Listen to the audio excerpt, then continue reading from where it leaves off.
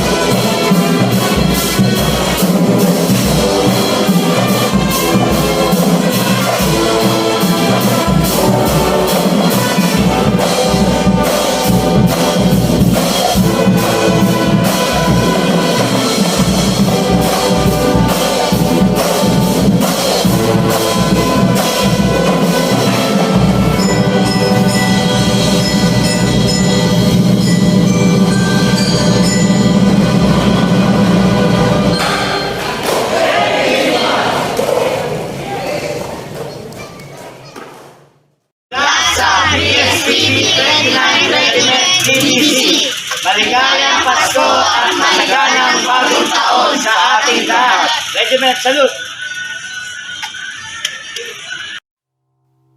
The San Carlos College Drum and Bugle Corps was organized in 1950s under the platoon of late Mr. Jun Mandapat as the first bandmaster in this band. The San Carlos College DBC, considered one of the best school-based band in province of Pangasinan and also in our country. The San Carlos College Drum and Bugle Corps was also participating in national competition Class A category in 1983 and also invited in different fiesta, ceremony, and other events. But as of now, the San Carlos College Drum and Bugle Corps is headed by Mr. Tirso M. Caragay with his assistant conductor, Mr. Virgilio C. Paglingayan.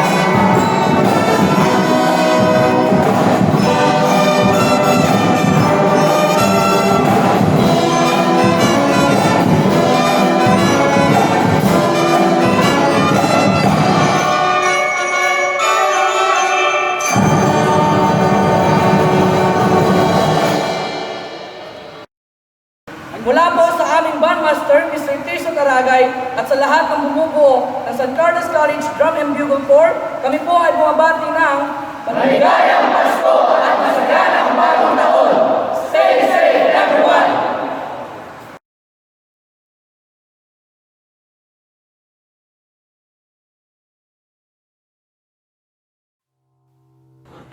History of the Boys of Caridad Drum and Bugle Corps of Cavite City. Boys of Caridad is the descendant of Boy Scouts of the Philippines Explorer Post 1, organized immediately after the liberation of Japanese occupation in the year 1945. Explorer Post 1 later became Rover Scout Circle 1 in 1972, which won the championship in the 1973 National BSP Drum and Bugle Corps competition. The members of Circle 1 was absorbed by the Philippine Navy and Philippine Marines, with Sir Abe Torres conferred the rank of ensign. This paved the way for the formation in 1974 of the Boy Scouts of the Philippines, BSP Troop 45, official name, now presently known as Boys of Caridad, with Sir Abe Torres as founder organizer. Among the past activities of the Boys of Caridad include following: official band of the Kabataang Barangay Leadership Training Seminar held every weekend at Mount Makiling in Los Baños, Laguna. This Boys of Caridad captured place of the competition sponsored by the Boy Scouts of the Philippines held at the city of Baguio. Number 3. The Boys of Caridad as official band of regional Kabataang Barangay Leadership trainings in 1976 at the cities of Davao, Pagadian, Zamboanga City, Dipolog, Dapitan, Cebu, Dumaguete, Iloilo, Romblon, Marinduque, and Palawan, and Puerto Princesa City. We held a duet collaboration performance with the UP Concert Chorus and the Boys of Caridad playing Saan Ka Man Naroroon at the Montano Stadium. Number 5. This band is adjudged national champion category B of the BSP competition in 1991, performed under the name of CCBB Cavite City Boys Band. Number 6. Official band at APEC Summit held at Olongapo City, with several heads of states in ASEAN, Association of Southeast Asian Nations. This band also is the official scholar band of the San Sebastian College Recoletos. Number 8.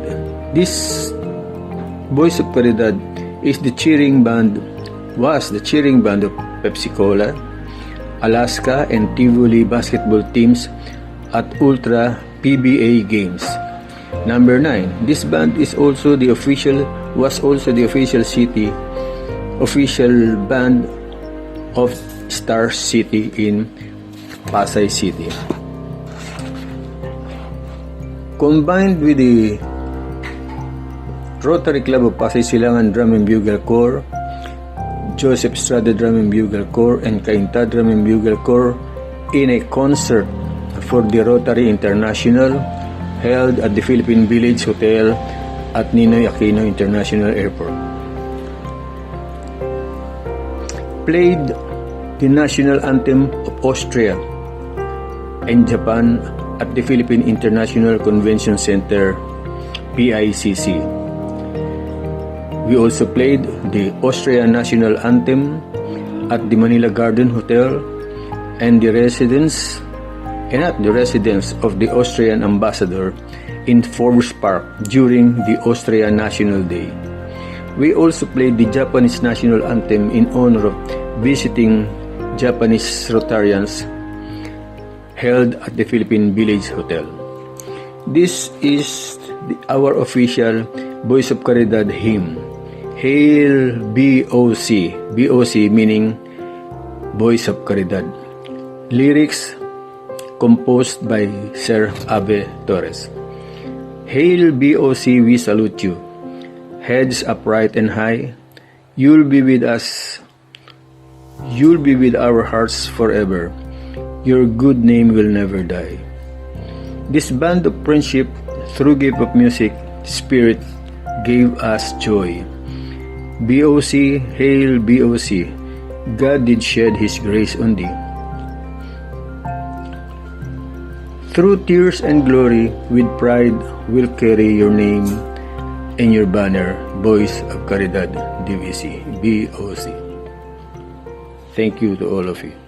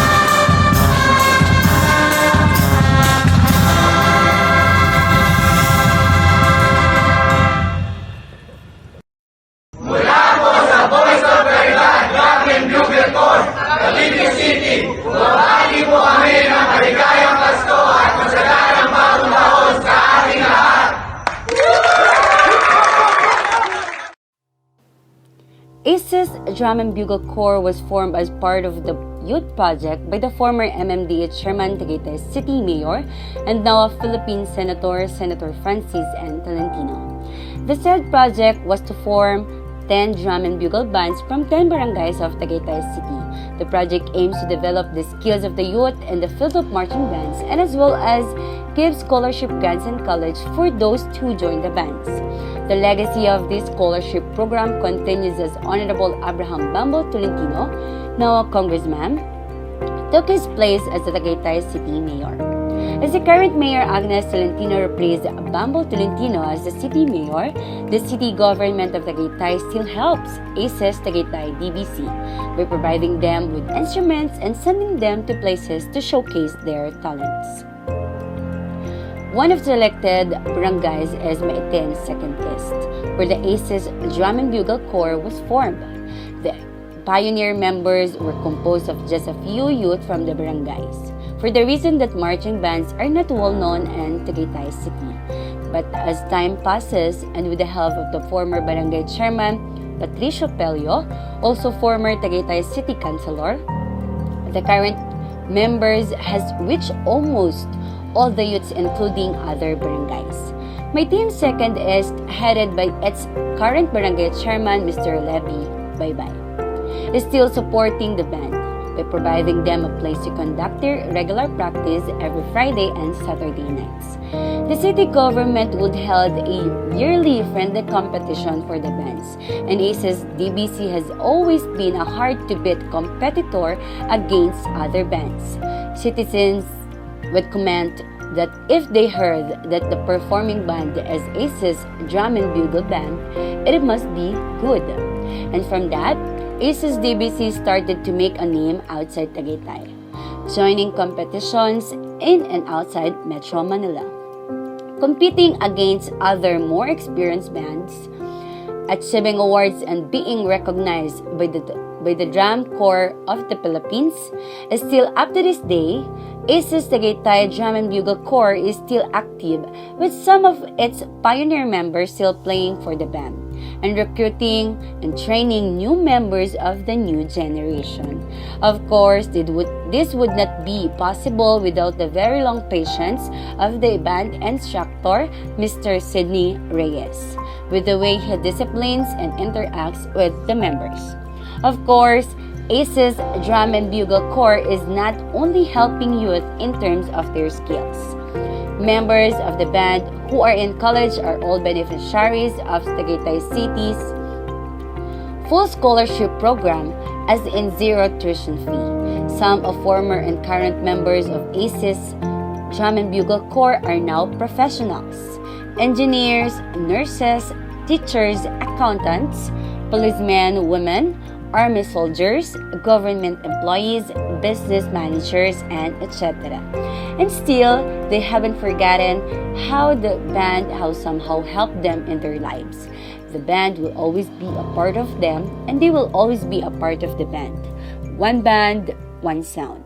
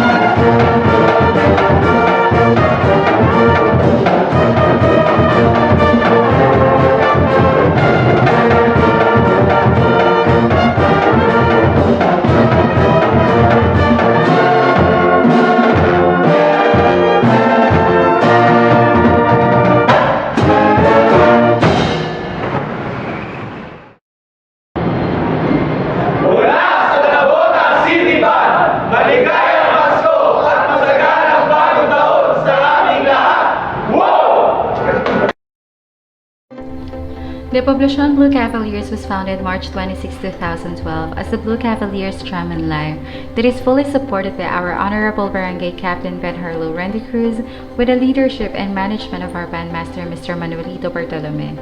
On May 4 of 2013 and May 10 of 2014, the band won back-to-back two countrywide championship in the Drum and Lyre National Competition. After a year, the band has been reformed to enter the field of drum and bugle, where most of the members did not have the knowledge in reading musical notes.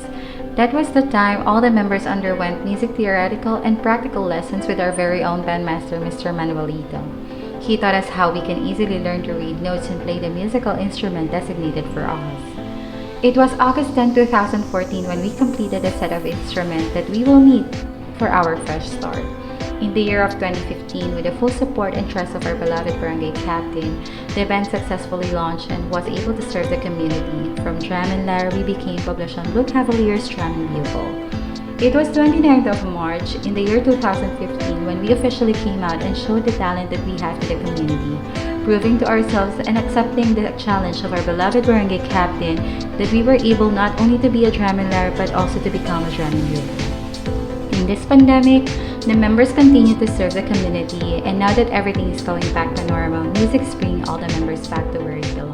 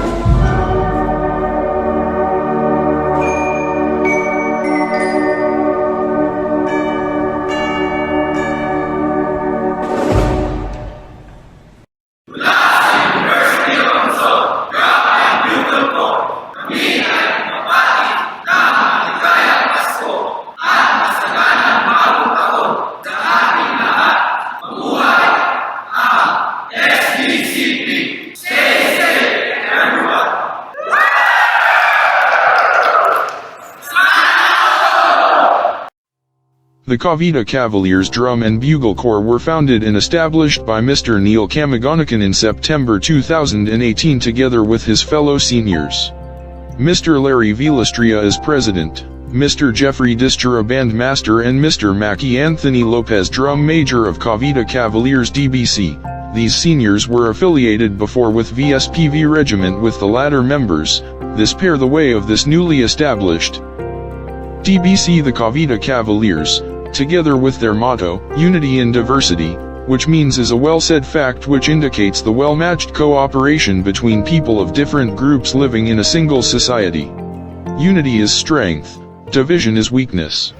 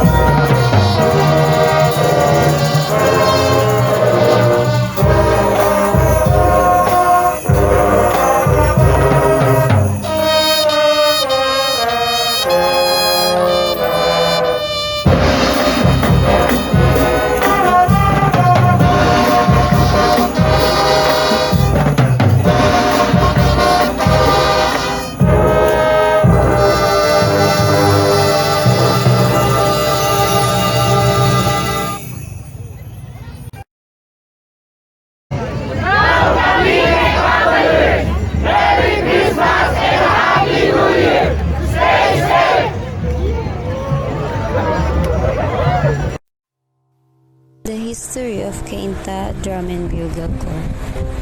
In furtherance of the scouting movement and to utilize for public service the music talents among the local Boy Scouts, the Cainta Municipal Scouting Committee organized the Cainta Drum and Bugle Corps. Its members, whose ages range from 11 to 14 years, are selected Boy Scouts from the 6 elementary schools and the municipal high school. The first day of rehearsal was on September 2, 1974. It started with the use of old ordinary bugles and wooden drums. In 2 weeks' time, the boys learned the fundamentals of buglery, drumming, and fancy drill exhibitions. As the rehearsal was going on almost every day, the Kamuscom was very busy raising funds for the acquisition of brand new and quality instruments. Barely 6 months in existence, the Cainta DBC sports new stainless parade drums and single piston bugles. It can now impressively play about 25 music pieces and perform smart fancy drill exhibitions. The successful organization of the Cainta DBC is attributable to the financial support and patronage of the following: Cainta Municipal Council, Cainta Municipal School Board, Association of Barrio Councils of Cainta, Cainta JCs, Labuyo Club, Cainta Chamber of Commerce and Industries, Association of Cabarets, Malayan Group of Insurance Companies, and the civic-minded and benevolent residents of Cainta and friends from other towns. Cainta Municipal Scouting Committee, Camuscom officers, Fiscal Nemesio S. Felix, Chairman, Councilor Servando de Guzman, First Vice Chairman, Councilor Apolinar Serrales, Second Vice Chairman, Engineer Crispino P. Pablo, Secretary, Mr. Paulino Javier, Treasurer, Mr. Benjamin B. Gongora, Auditor, Mr. Narciso T. Cruz, PRO, Mr. Ireneo Carretero, Instructor, Mr. Dominador Melad, Scoutmaster, Mr. Rodrigo Carretero, Bandmaster, and Mr. Antonio Gonzalez, Quartermaster. Cainta Blue Scouts DBC, former Cainta Drum and Bugle Corps, is currently led by its Banda Ranger Sir Obet Amalia, Bandmaster Sir Randy Cruz, and Sir Aris Mendoza and all its members.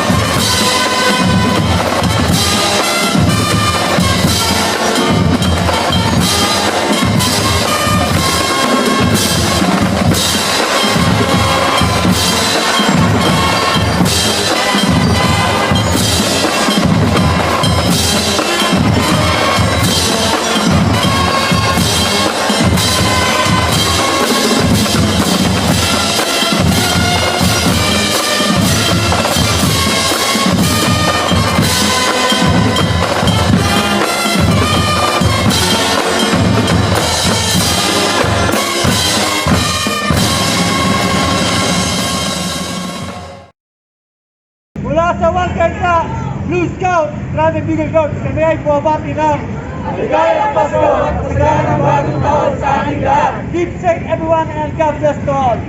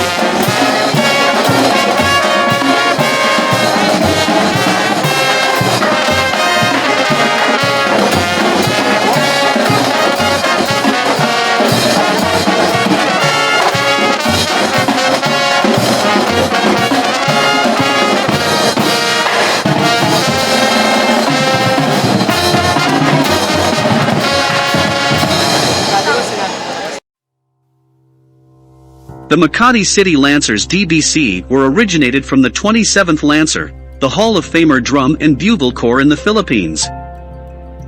They were founded in September 21, 1976 to 2003, by engineer Jose Viray, and conducted by the legendary band master and arranger Mr. Lutgardo Garrido Sr.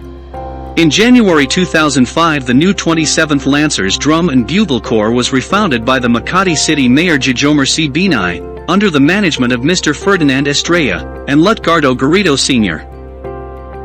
The band continued its tradition and popularity as one of the best band by performing as a modern drum corps in the Philippines, until Dr. Elenita S. Binay decided to change the band's name to Makati City Lancers, known as MCL Drum and Bugle Corps in January 3, 2011, and officially managed under the city government of Makati, led by the band director Mr. Emmanuel P. Sagarbaria, music and pit arranger Mr. Nelson C. Juanetza, and drumline arranger Mr. Eris Argimba.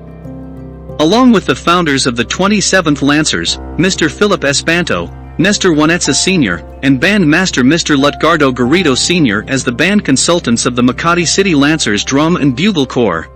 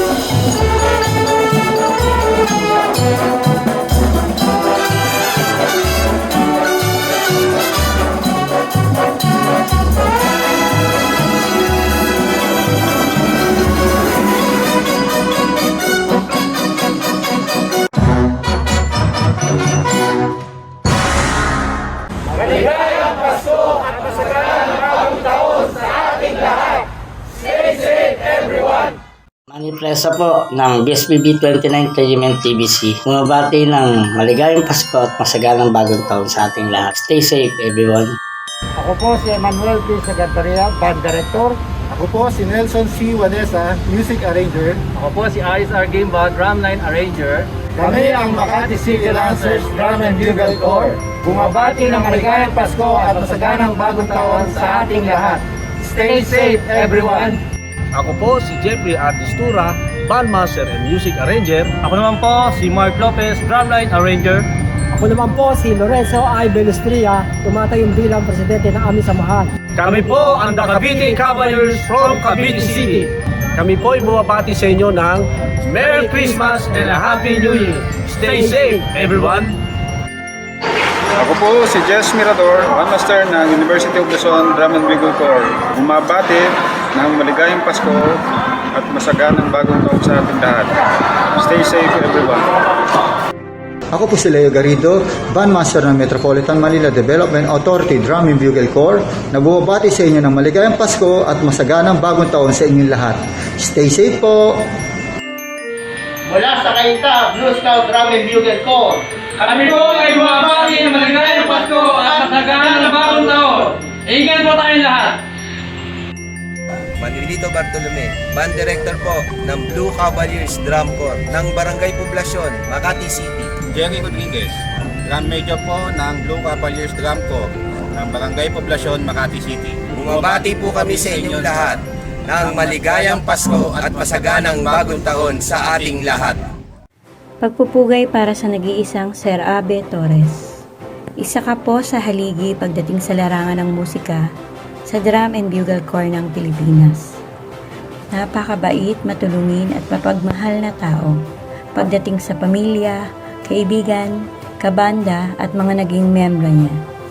Thank you so much, Sir Abe, for all your contributions when it comes to the field of music.